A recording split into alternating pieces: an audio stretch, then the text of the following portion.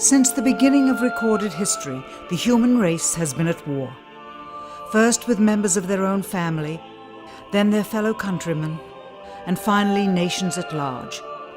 Yet perhaps the starting ground for all these conflicts lays somewhere deeper, within the very character of the human condition, in the dark, untouchable crevices of the human heart. It is said that the first iniquity of free will began even before the maiden pilgrimage from the embryo, preceding the very creation of the earth itself, in the forelife of souls in the heavenly realms. The dawn of warfare, some believe, was initiated by a fallen angel whose trespass against God was pride. In ancient Babylonia, in an age so long ago that the exact millennium remains in question, the Tower of Babel began construction. It was to be the single greatest achievement of the human race. A tower so tall that its summit would reach the heavens, and by it prove to the world that their race was superior. It would be God's irony that it would never be finished.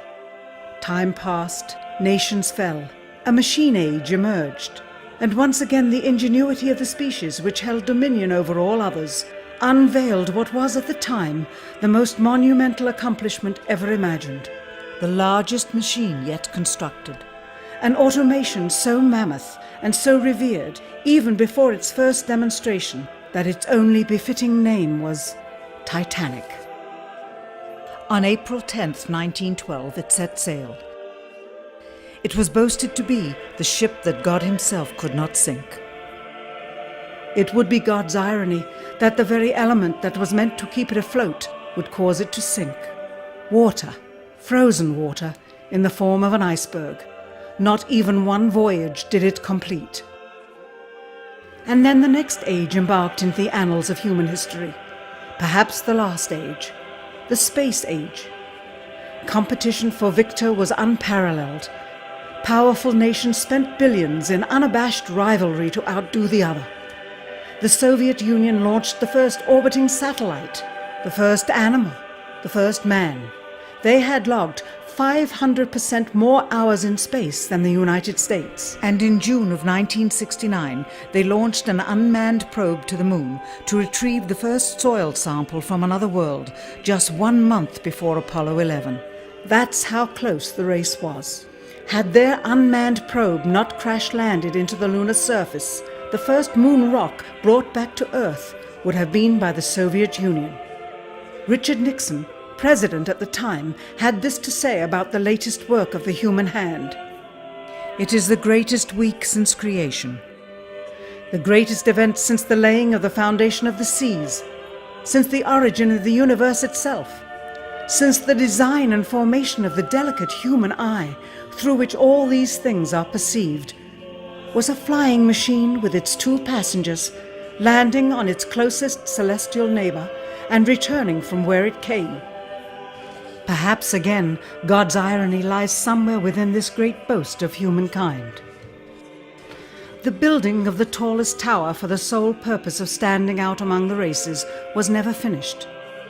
The machine that was so great that it was said to be untouchable by even God never completed its first voyage. And finally, the crowning achievement of humankind, the greatest boast of the species, the event in human history most associated with pride in our own accomplishments, landing on the moon. 20 years later, and years behind schedule, the same space program couldn't put into Earth orbit a telescope with a lens that focused. And yet 2 decades earlier, a mission 100 times more complicated worked on its first occasion.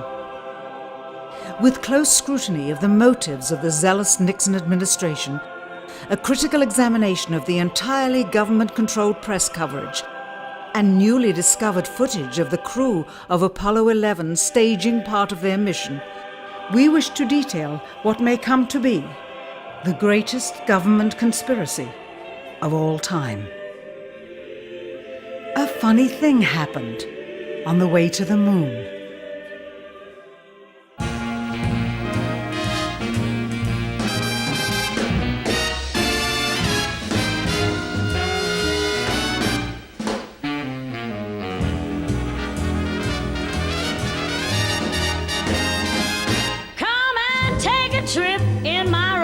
ship.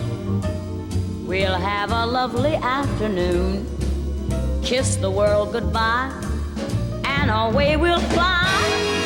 Destination moon. We'll travel fast as a light till we're out of sight.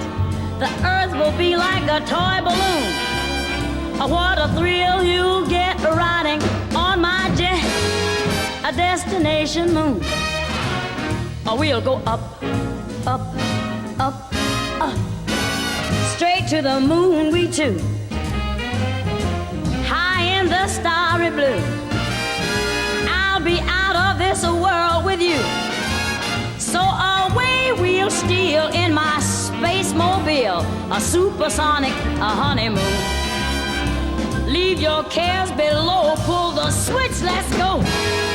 A destination moon.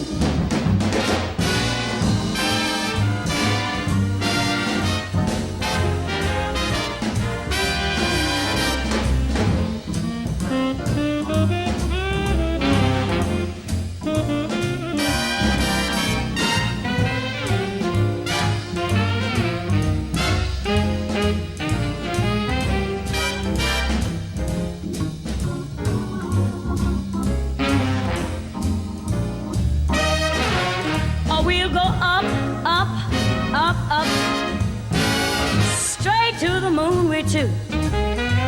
We'll be high in the starry blue. I'll be out of this world with you. So away we'll steal in my jetmobile, a supersonic, a honeymoon. Leave your cares below, pull that switch, let's go. Destination.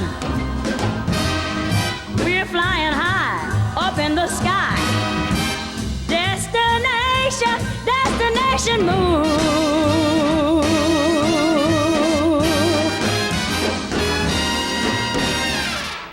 Dr. von Braun, how would you say we stand in relation to the Russians, and do you think we can ever catch up? I'm convinced that in the space field, the Russians are ahead of us, particularly in large weightlifting capability. And that at the moment, the problem is not so much to catch up, but first build up the working speed that they have already demonstrated. After we are running as fast as they do, there's still a considerable gap to close, and only the future will tell whether we'll manage to close that gap. We cannot and will not ever get into this race as we should, so long as all of our objectives are short-term objectives. We've got to have no finite end to our objectives. The end of our objectives should be as far as we can see at any given time. But right now, we need a 10 to 12-year program that has as its ultimate goal the manned domination of space. And if we don't, we're going to be in trouble. I believe that this nation should commit itself to achieving the goal before this decade is out of landing a man on the moon and returning him safely to the earth. We must assure our preeminence in the peaceful exploration of outer space, focusing on an expedition to the moon in this decade. T-minus 60 seconds and counting. We passed T-minus 60. 55 seconds and counting. Neil Armstrong reported back when he received the good wishes. Thank you very much. We know it will be a good flight. Good luck and Godspeed. 40 seconds away from the Apollo 11 liftoff. All the second stage tanks now pressurized. 35 seconds and counting. We are still go with Apollo 11. 30 seconds and counting. Astronauts report it feels good. T-minus 25 seconds. 20 seconds and counting. T-minus 15 seconds. Guidance is internal. 12, 11, 10, 9. Ignition sequence start. 6.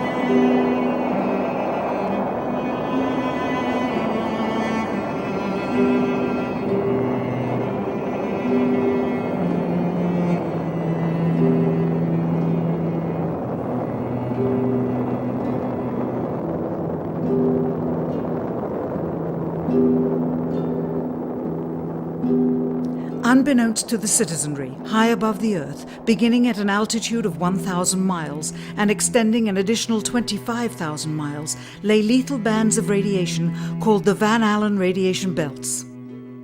Every space mission in history with humans on board, from both the United States and Soviet Union, from the first in 1961 to the present, has been well below this deadly radiation field. Mercury, Gemini, Soyuz, Skylab, the Space Shuttle, all maintained altitudes well below 1,000 miles.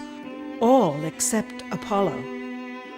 The more experienced Soviets spent 100 hours in space for every 20 hours of the US. In order to survive the hour-and-a-half journey through this radiation field necessary to reach the moon and return, solid lead shielding between the astronauts and the exposure outside would be required. The mammoth Saturn V rocket used by Apollo was already 35 stories tall and weighed as much as a battleship. To add additional tonnage in the form of a lead barrier completely surrounding the crew members would have made it impossible for the vehicle to get off the ground. That is why the Soviets, though more advanced, only sent an unmanned probe to the moon. The Apollo spacecraft's narrowest shielding was less than 1/8 of an inch of light aluminum.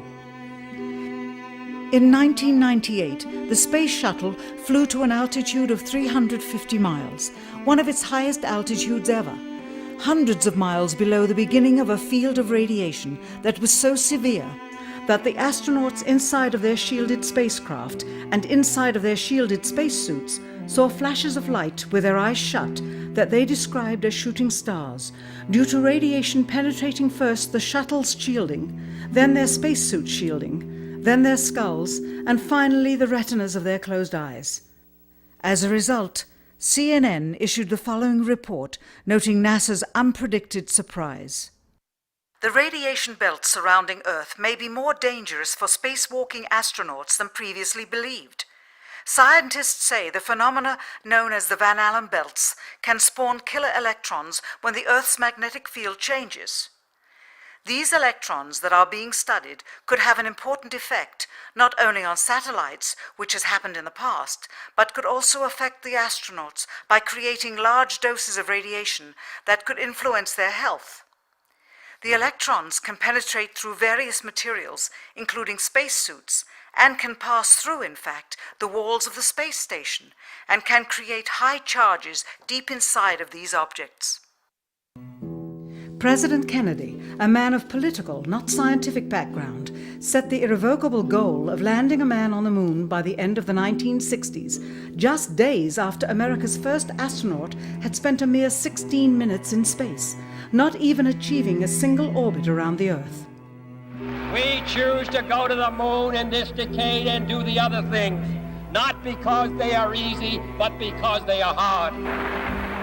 We take an additional risk by making it in full view of the world. But as shown by the feat of astronaut Shepard, this very risk enhances our stature when we are successful.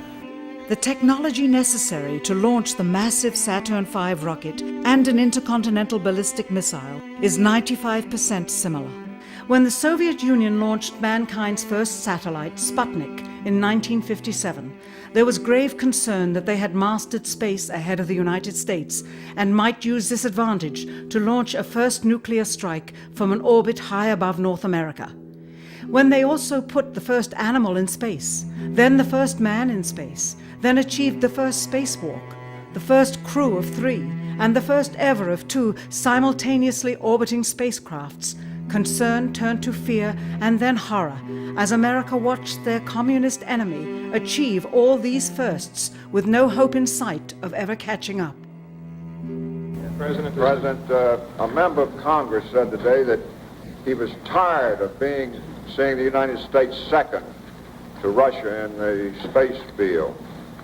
I suppose he speaks for a lot of others. What is the prospect that we will catch up with Russia and perhaps surpass Russia in this field? However tired anybody may be, and no one is more tired than I am, it is a fact that it's going to take some time, and I think we have to recognize it. They secured these large boosters which have led to their being first in Sputnik and led to their first putting their man in space. We are, I hope, going to be able to carry out our efforts with due regard to the problem of the life of the man involved this year. But we are behind. If it was impossible to better the Soviets in the space race, which was really a race of technological armaments, what could be done? How could America offset the threat of superior weaponry? Throughout the history of rivalry and war, astute generals of lesser armies than their counterparts have used deceit and misinformation as a method to achieve victory. In World War II, for example, columns of inflatable tanks were placed at locations afar from Normandy to draw German forces away from the real location of invasion. The Star Wars missile defense program rigged tests to make it seem more advanced than it really was. That's the conclusion of the General Accounting Office. The aim was to fool the Soviet Union about US military readiness during the Cold War.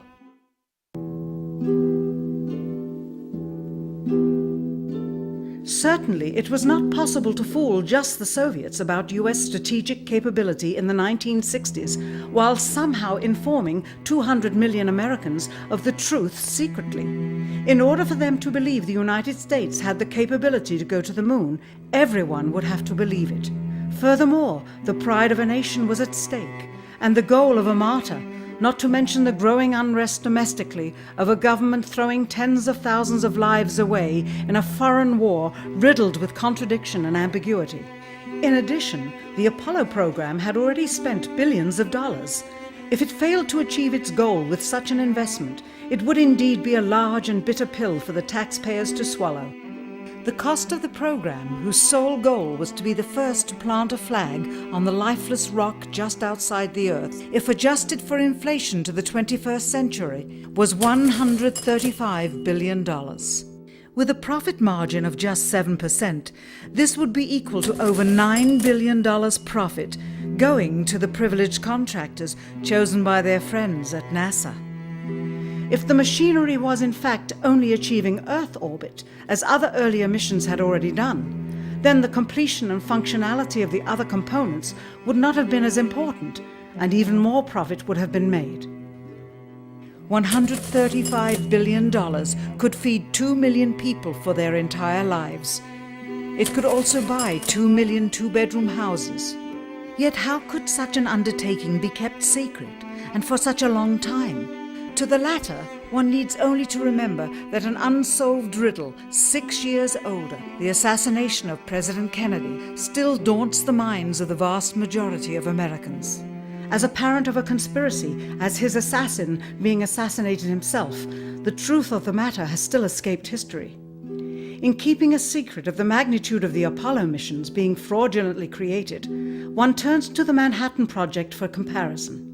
Surreptitiously building the first nuclear bomb during the early to mid-1940s involved 129,500 people over a 3-year period. Yet the secret did not get out. A quarter century later, the art and technology of espionage inevitably improved, narrowing dramatically the number of players in the know of a large clandestine operation. Just 1 year before the first mission to the moon, NASA launched the Tetra satellite, specifically designed to simulate flight data coming from the moon, so that the ground crews could rehearse the landing, much as the astronauts did in their own simulations. Had it not supposedly fallen back to Earth, all that would have been needed during the actual flight would be a repeat of one of these computer programs, with a few original variations, transmitted to the satellite for rebroadcast to Houston. Scores of computers and their deceived operators on the ground would then receive prearranged information, including the alleged location, altitude, and fuel consumption of the spacecraft, as if it were descending to the moon's surface. If the Soviets tried to find the actual location of an Apollo crew in the hundreds of thousands of miles surrounding the Earth and the moon, it would be tantamount to trying to find a rowboat in the Atlantic Ocean. The fact that the Apollo program was so departmentalized, with various construction and test sites around the country, meant that only a few people saw the whole picture. And for the first time ever, there was no independent press coverage of such an historical event. Whatever pictures and sound were distributed to the public were strictly controlled and previewed by the federal government. They were then disseminated unchecked until this hour. For who would realize that the unthinkable was not only possible, but absolutely true?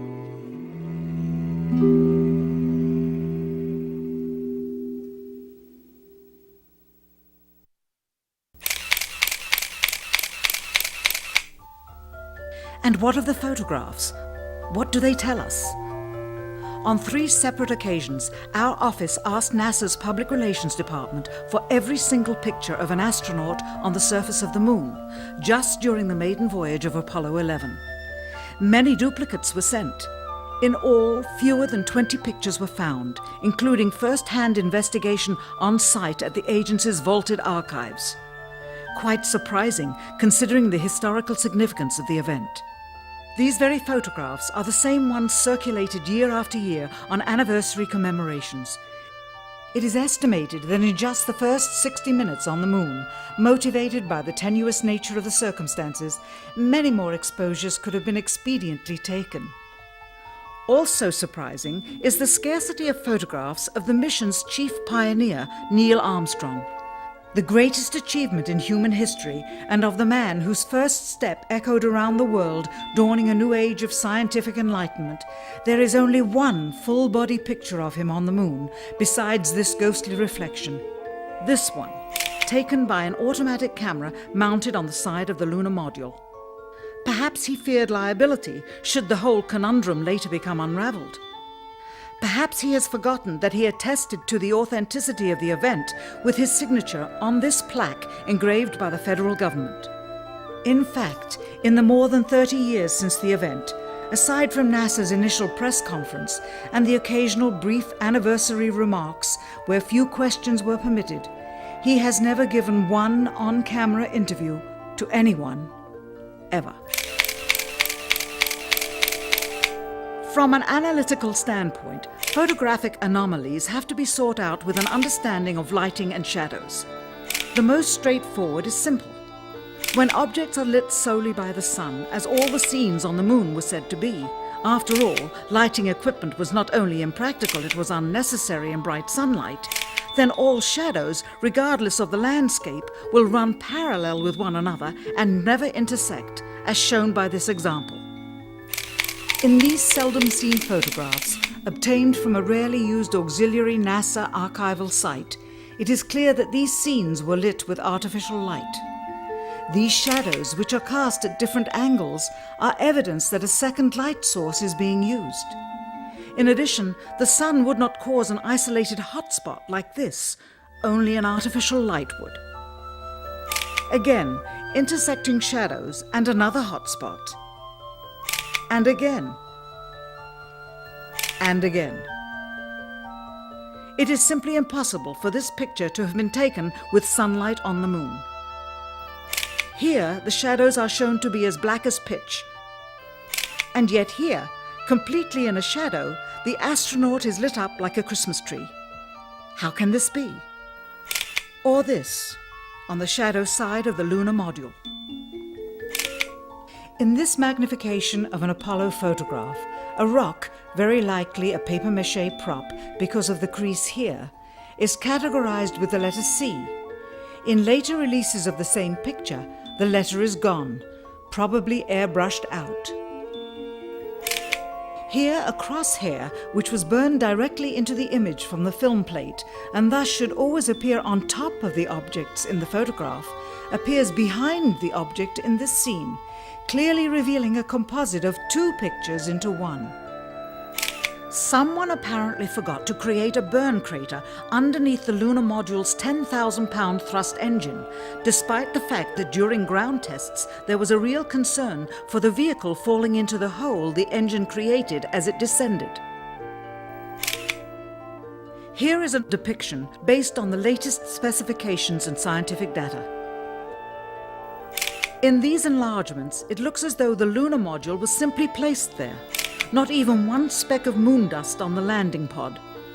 As a result, all subsequent flights had to have the same discrepancy, which was explained away by the effect of no atmosphere.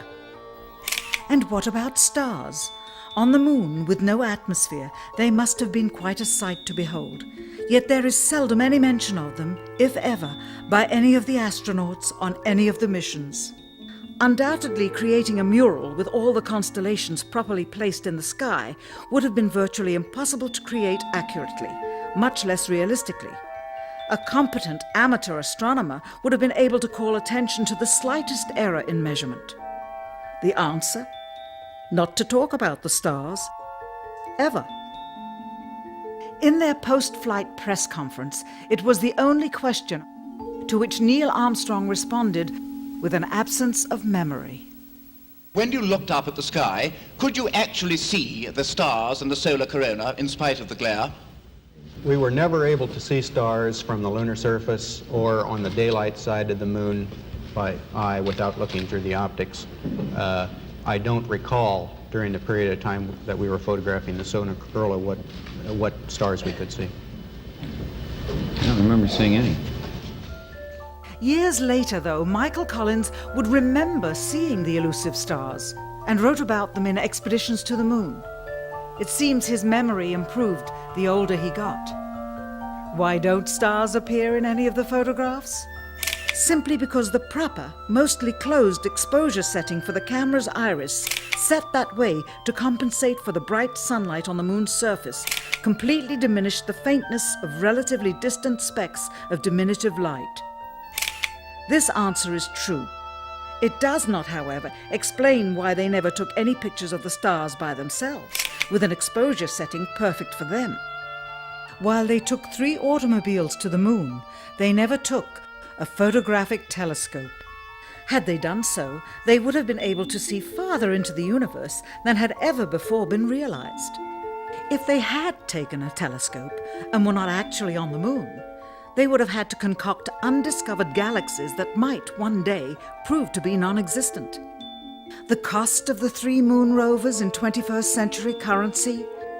Nearly $60 million each, though they had fewer parts than a Jeep. Where was all this money going? Then there's the flag, blowing in the wind, at least twice, on the atmosphereless moon. We can only guess that most of the missions were staged inside for fear of possible aerial or satellite reconnaissance from an unfriendly nation. The backpacks, designed for 1/6 gravity, must have had the cooling systems removed to allow for movement without falling over. With very near and hot studio lighting, that left one hot astronaut inside.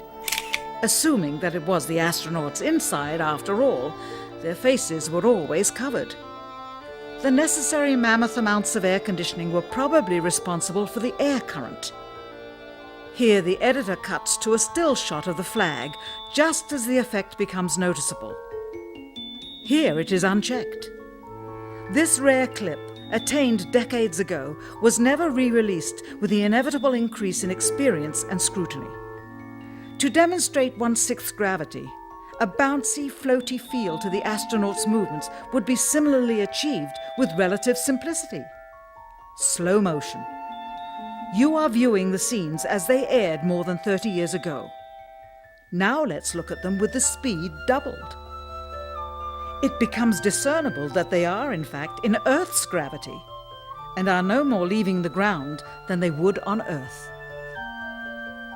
It is clear from these rarely seen color television pictures that the crew of Apollo 11 brought a high-resolution color video camera with them on their mission, yet the only pictures broadcast live from the moon's surface were these from a low-definition black and white camera. In fact, the networks complained because in addition to this, they were forced to shoot the images, second generation, off of a projection TV of the technology of 30 years ago, and were not even allowed to take a direct feed, which further degraded the quality and clarity of the images. Perhaps this was precisely what NASA and the federal government had in mind. After all, it was a first, regardless of where they were. Better to open up their debut mission with fuzzy pictures and numerous blackouts, rather than show too much revealing detail of a false scene that was yet unproven. And finally, the element that seals their fate. Of all the footage of Apollo 11 requested from NASA over a 5-year period, one gem was discovered just before the completion of this documentary. An old reel received by mistake. It contains the raw or unedited footage of the crew of Apollo 11, Michael Collins, Edwin Aldrin Jr. and Neil Armstrong, staging part of their mission for nearly an hour in living color, with exceptionally clear behind-the-scenes audio of conversations discussing the techniques used to achieve a disingenuous picture depicting the Earth at a distance, in order to falsely demonstrate their far journey from it and their ability to survive passing through the Van Allen radiation belts. It cannot be misconstrued that this staging was done for some other reason prior to the mission, for the reel itself is slated and dated July 18th, 19th and 20th, 1969, the very days of the mission when they were said to be approaching and achieving lunar orbit. Furthermore, it is apparent they are in genuine zero gravity aboard the actual spacecraft, necessary to convince the mass media of their authenticity, just not any further than Earth orbit, as you will see. In this never-before-seen or heard footage, not only is the radio conversation between the astronauts and Houston Control audible, there is a secondary, private conversation taking place between the crew and a third confidential party, prompting the astronauts with what to say, when to speak, and how to effectively manipulate the camera to achieve the desired misleading effect. NASA claims that the Houston transmissions were the only ones taking place with the astronauts. Listen now as Houston Control initiates a conversation with the crew, only to find them too preoccupied with the behind-the-scenes trickery to respond. Moments pass and the oversight is picked up on by the clandestine third party, who quickly prompts them with, "Talk." Immediately, Neil Armstrong speaks. Hello, Apollo 11. Houston, Goldstone says that the TV looks great. Over.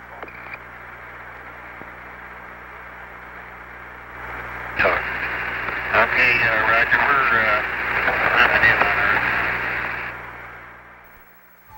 Again, the illusion they are attempting to create is the Earth at a distance to demonstrate their far journey from it and their ability to survive passing through the Van Allen radiation belts.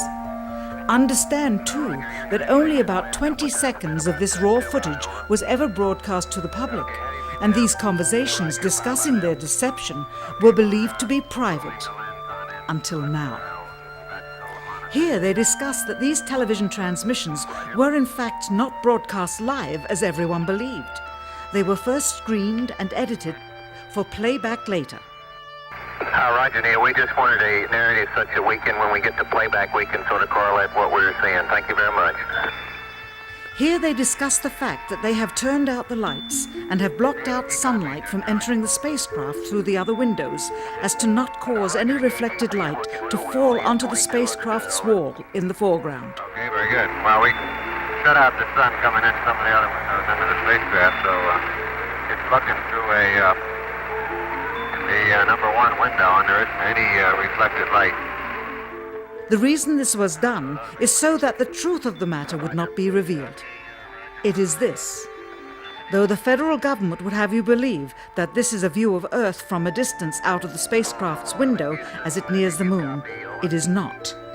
What they have ingeniously done is placed the camera at the back of the spacecraft and centered the lens on a circular window in the foreground, outside of which it is completely filled with the Earth in low orbit. The circumference of the window then appears to be the diameter of the Earth at a distance, with the darkened walls of the spacecraft appearing to be the blackness of space around it. That is why they wanted the interior dark and blocked out the sun from entering through the other windows. Here you can see the extruded window, probably 2 inches thick at the bottom. This is because the Earth's shine is coming in at a downward angle. It also causes the Earth to appear to be an irregularly shaped circle, for you are seeing the outside of the window at the bottom and the inside of the window at the top, which together form 2 different sized halves of a circle. Subsequently, this take was never used. As they perfected the shot, a crescent-shaped piece of black material was inset slightly into the window to create the illusion of the Earth's terminator line dividing night and day. It is uncannily convincing. During this segment, intended to be edited and played back later for the worldwide television audience, dated July 18, 1969, Neil Armstrong condemns himself as he states that he is 130,000 miles out, or halfway to the moon, as the NASA flight log also states on this date, when he is in reality in low Earth orbit of a few hundred miles. Roger, Houston, Apollo 11. Calling in from about 130,000 miles out. Here, during another segment, also intended to air after review, Neil Armstrong falsely explains to the viewers how the shot is attained by putting the camera's lens to the window's glass, as it would have to be if they were the claimed distance away from the Earth.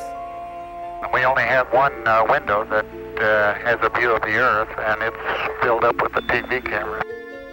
If the window was completely filled up with a TV camera, as he stated, then an astronaut's arm would not be able to get between the camera and the window, as it obviously does here in this outtake. South America becomes invisible just off beyond the Terminator or inside the shadow. You can also notice how the astronaut operating the camera reacted to the mistake by attempting to pan away from it. Blue gas, see white bands of major cloud formations across the Earth. This is a segment that they believed wasn't even being recorded, much less suitable for broadcast, for the lens was being zoomed out and the scene was being changed to that of an interior of the astronauts at work, and apparently the stop button popped back up on the recorder without notice. Here is the diffused work light that they used to see camera controls, but not throw light onto the spacecraft's wall. Here they remove part of the crescent insert.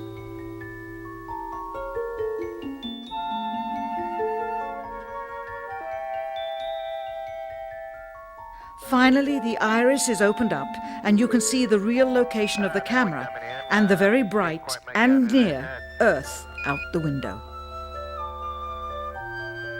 Here is the slate for the 19th of July, and the same shot of trickery on the 19th of July, and then the 20th, and the same misleading shot on the 20th.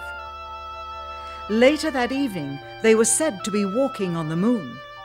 How can this be when they were in Earth orbit only 9 hours earlier, and the moon is some 3 days' journey away?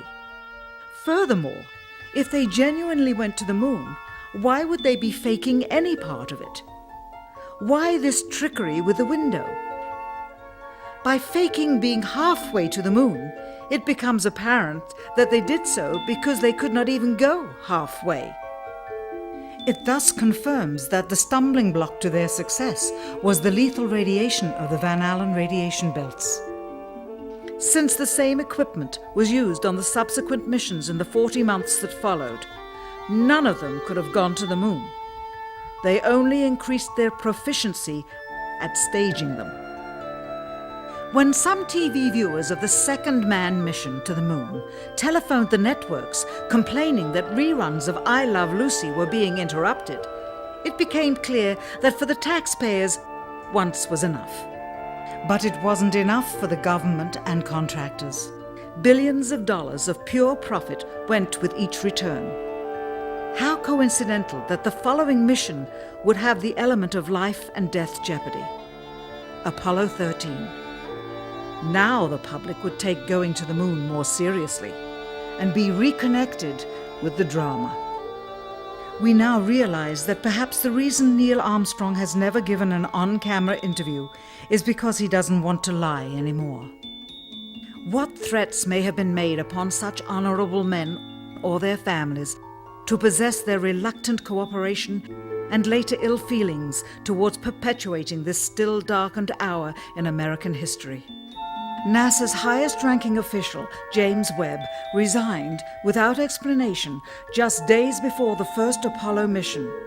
Why, when he was on the threshold of achieving the greatest accomplishment of his career? All 3 Apollo 11 astronauts also resigned shortly after their return. On the 25th anniversary of the event in 1994, Neil Armstrong made a rare public appearance and held back tears as he spoke these brief cryptic remarks before the next generation of taxpayers as they toured the White House.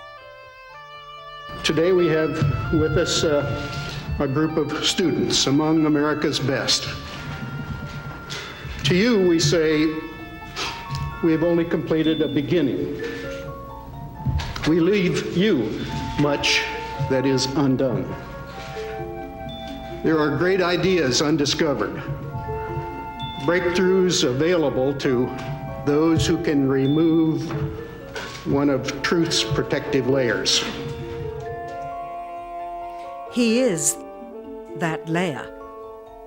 Perhaps someday soon, with the uncovering of this footage and its meaning, the true patriots of America will rise up or come forward and free the citizens and themselves from the sin that so easily entangles and from a federal government that needs to have the gangrene cut off. Even if the government's destruction would come from the truth, then it is not worthy to stand, and its betterment would inevitably follow. All of us are mortal. All of us will die. Perhaps the seeking of a clear conscience before that hour will motivate the truth into the light. Perhaps as citizens we should offer amnesty for this and other crimes of history, for facts from those involved, before the truth perishes with them. Why must we wait until the year 2017 to open the Kennedy assassination files? Perhaps they will not even be opened then, for the law that reluctantly stipulates their release says so with this clause, quote, with the exception of documents certified for continued postponement by the President. Whoever believes the citizens to be too immature for the truth are too immature for power. The truth will always set us free.